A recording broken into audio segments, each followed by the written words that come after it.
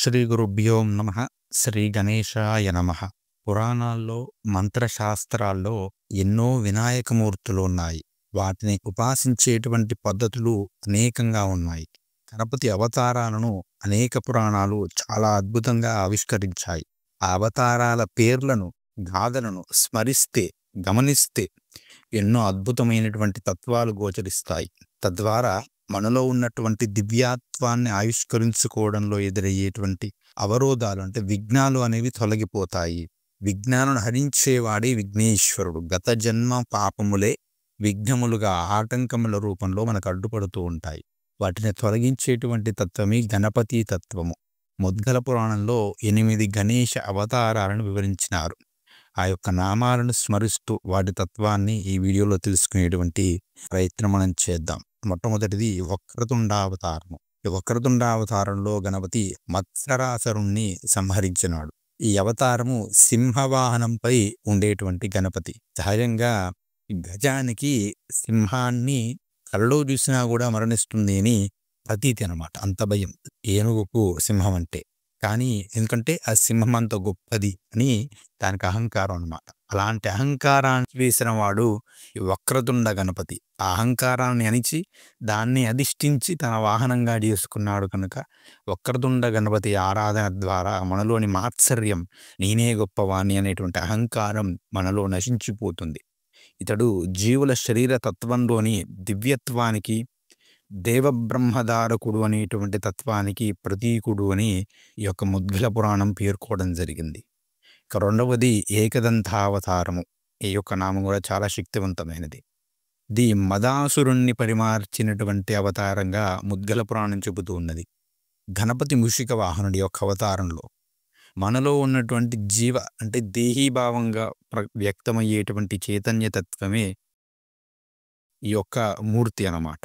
ఇక మూడవది మహోదర అవతారం.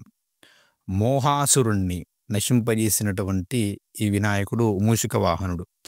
జ్ఞాన చైతన్యానికి అధిపతి. మహోదర అవతారం గొప్ప పొట్టను ధరించినాడు అనమాట. మోహాసురుణ్ణి సంహరించినటువంటి గణపతి. ఇక నాలుగవది గజానన అవతారము. సాంఖ్య అంటే పరబ్రహ్మతత్వానికి అధిష్టాన దేవతగా కొలిచేటువంటి ఈ స్వామి జ్ఞానప్రదాత. లోభాసురుణ్ణి సంహరించినటువంటి ఈ గణపతి మూషిక వాహనుడు. ఎక్కువగా మూషిక వాహనంపైనే ఉంటాయి. మూషికము అంటే మన యొక్క జీవత్వానికి, జీవుడికి ప్రతీక. మూషికం ఎక్కడుంటుంది? ఎక్కడో కలుగుల్లో. ఎక్కడుంటుందో మనకు తెలియదు. పట్టుకోవడం కూడా ఉండి ఏం చేస్తుంది?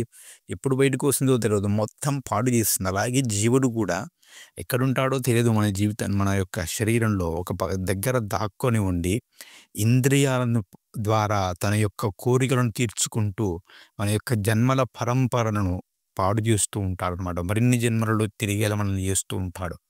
అలాంటి జీవుణ్ణి ఈ యొక్క విఘ్నాధిపతి అయినటువంటి వినాయకుడు అధిష్ఠించి ఉండడము అంటే ఆ జీవుణ్ణి కంట్రోల్ చేయడము, మనలోని పాపత్వాన్ని కంట్రోల్ చేయడము అనేది ఇక్కడ మనం ప్రధానంగా అర్థం చేసుకోవాల్సినటువంటి ముఖ్య విషయము.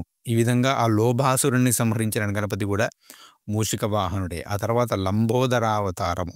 క్రోధాసురుణ్ణి అంటే కోపాన్ని మర్దించినటువంటి అవతారం లంబోదరావతారం. శక్తి బ్రహ్మగా ఈయనను పురాణం కీర్తించింది. దేవీతత్వ స్వరూపము గణపతి అని పురాణం. అంటే మూషికాన్ని వాహనంగా కలిగి ఉన్నాడు ఈయన కూడా. వికటావతారం. కామాసురుణ్ణి సంహరించినటువంటి స్వరూపం ఇది. కామం వికటం అంటే విచిత్రమైనటువంటి రూపాల్లో వస్తుంది. మనం ఎంత అదుపులో ఉంచుకున్నా కూడా ఎలా వస్తుందో తెలియదు, బయటికి వస్తుంది. అందుకే గణపతి కూడా వికటం, విచిత్రమైనటువంటి రూపాల్లో వచ్చి దాన్ని సంహరించినాడట. మయూర వాహనంపై ఉంటాడట ఈ యొక్క గణపతి. ఎందుకు చూడండి, కామం వేగంగా మనలో పుడుతుంది. అలాగే వేగంగా వెళ్ళే నెమలి మీద ఉండి ఆ గణపతి దానిని సంహరించేటువంటి ప్రయత్నం చేస్తున్నాడు. ఆ విధంగా మనలో ఉన్న నెగిటివిటీ శక్తికి పాజిటివిటీ శక్తి లాగా గణపతి అంటాడు. గణపతిని ఆరాధిస్తే త్వరగా మనం సరైనటువంటి మార్గంలో ప్రయాణం చేస్తాం. ఈయన సూర్యబ్రహ్మ సౌరతత్వంగా పూజలు అందుకుంటూ ఉన్నాడు. ఇక ఏడవది విఘ్నరాజ అవతారము. ఆదిశేషుణ్ణి వాహనంగా స్వీకరించినటువంటి గణేశమూర్తిది. మమతాసురుణ్ణి సంహరించినాడు. ఈ స్వరూపాన్ని విష్ణు బ్రహ్మగా, విష్ణుతత్వంగా చెబుతారు. ఇక ఎనిమిదవది ధూమ్రావతారం. ధూమ్రవర్ణావతారము అంటారు. అభిమానాసురుణ్ణి సంహరించినటువంటి అవతారం. ఈ మూషిక వాహనంపై ఉంటుంది శోభిల్లుతూ. శివరూపంగా అర్చించదగినటువంటి శైవతత్వమూర్తిగా ముద్గల పురాణం చెబుతుంది. ఈ యొక్క 8 అవతారాల వైనాలను గమనిస్తే ఒక చక్కని సమన్వయం తేటపడుతుంది.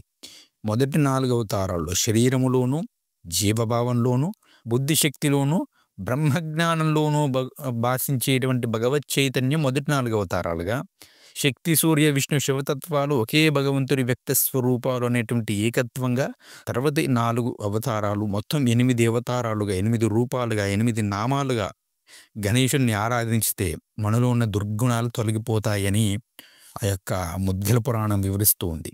అవేమిటి? మాత్సర్యము, మదము, మోహము, లోభము, క్రోధము, కామము, మమత, నాది, నేను అనేటువంటి రాగము, అభిమానము అంటే అహంకారము. ఈ 8 రకాల రాక్షసులే విఘ్నశక్తులు. ఇవే మన పురోగతిని అడ్డుపడేవి. ఇవే విఘ్నాలు, వేరేవి ఇవి కావు. ఎక్కడి నుంచో రావు విఘ్నాలంటే. ఈ 8 విఘ్నాలుగా వస్తాయి. ఈ 8 అసురగణాలను ఈశ్వర ఆరాధన ద్వారా, విఘ్నేశ్వర ఆరాధన ద్వారా తొలగించుకోగలిగితే అదే అసలైనటువంటి పూజ. అదే అసలైనటువంటి అర్చన, సాధన. వీటిని నశింపజేసేటువంటి దైవ బలాన్ని మనలో జాగృతపరిచేందుకే వినాయక పూజ. అది పూజలో అసలైనటువంటి పరమార్థం. ఎందుకంటే ఆయన మూలాధారం, మూలానికి ప్రతీక కాబట్టి.